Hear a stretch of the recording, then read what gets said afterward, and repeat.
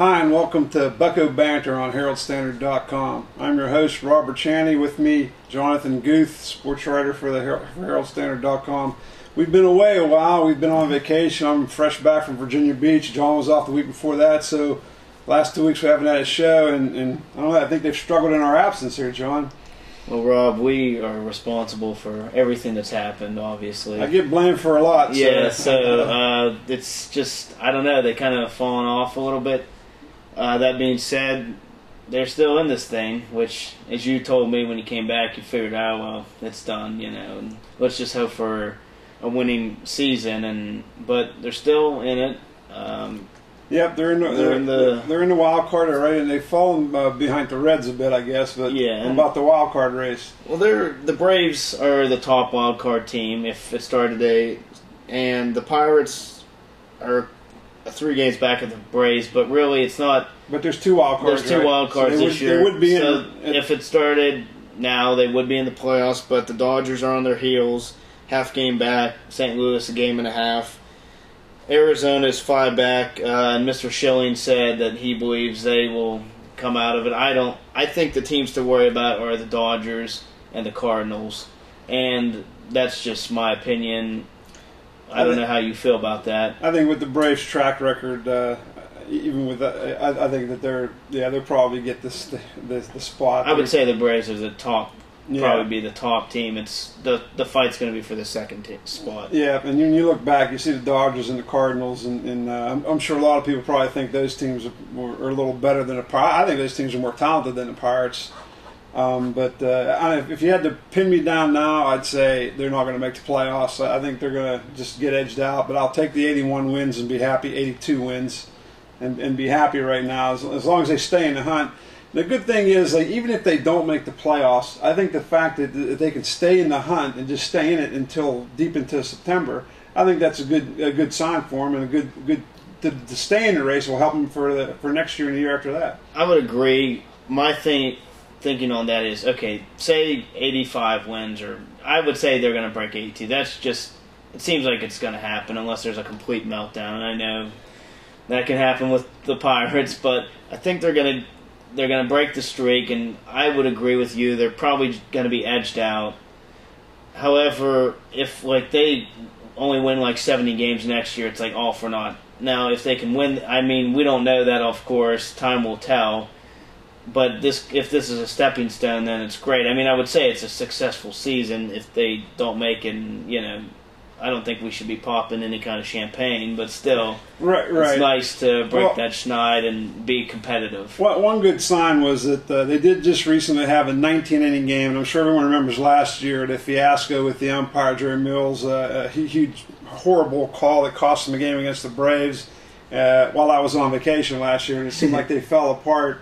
And this year, right when I got back from vacation, they had another 19-inning game, but this one turned out a little different. Let's talk about that game for a little bit, and what do you think about how that turned out, if that might help them down the road? Well, I was listening to it on the radio, and then I caught pretty much most of it. This is a key game against the Cardinals. And that was a game it was in St. Louis, and the series was 1-1. And they had every opportunity to win it at different times. I really thought they had played the Cardinals in that game, but I just had this feeling like, here we go again. They took the lead. I did too. Yeah. And then St. Louis comes back. It was 3-2, then 3-3, and then somehow they got it done. And I just think that speaks a lot of their character. And I don't believe that's the team last year would have done this. They took 2 out of 3 from the Cardinals, so they're showing that they can play with these teams. And it was just a great win. And that was a tremendous game too. I mean, they were down 2-0, and they come back and tied, and McCutchen drove in and run with an infield hit, and they I forget how they got together, but it's 2-2, and they go all the way to the 17th, and you're thinking it's good. Geez, can you get a run somehow? They finally get a run. Garrett Jones drives in a run with a hit off the pitcher, I think it was. Yeah. And then St. Louis comes right back and scores and ties and almost wins it, but they survived that. And at that point, I'm thinking boy, this is a doomed game. But then the guy that hit the home run, who was it? Pedro Alvarez broke it up, and then McCutchen added a 2-run single. And I think that showed. Another thing was Jose Tabata got called up, and I mean, he's been hitting decent, but in that game, Garrett Jones got a double. I don't know what inning it was, 14th, 15th, somewhere in there. He gets a double. Tabata comes up. He's been in the minors, obviously not working on his bunting. He's got to bunt the ball to third to make the third baseman make the play, so Jones can get the third. He bunts it right to the pitcher, and the pitcher throws Garrett Jones out at third. The next pitch, he tries to steal second. He gets gunned down. I'm like, what is wrong with this guy? I mean, mentally, this guy's just not there. Yeah, he's getting some hits, but I just don't see him. Starling Marte's been injured, and that's why they called up to bat. And I think they need Marte back. I think he gives the team a boost. Nobody was more happy, I think, to get that victory than Tabata. Yeah, because he would have been the scapegoat on that, which it's warranted. The way I don't know where his head was. I don't know where his head's been all season. He makes a lot of mistakes, a lot of mental mistakes. It was just great to see him pull it out. One thing I did want to mention, Rob. Why can't the Pirates beat San Diego? Do you have an answer for that? Because they have had trouble with them. I don't know what that's about. I just curious. Certain teams give you trouble, so that was one of them. But I mean, we'll see. The 19-inning game, the game after that, Kevin Correa pitched 2 innings in that game. Juan Rodriguez, who was supposed to start the next day, finished the game and got the win. And the next day, Correa volunteered to pitch, and he gave up 3 runs in about 4 1/3 against the Padres. That was a gutsy effort. I'll give him credit. He's been under a lot of fire this year. But, I mean, we'll see if this propels him or what this does, this 19-inning game, if it has any effect. They did lose the next game, so we'll see where it goes from here. What do you think? I think it's going to be some exciting baseball regardless.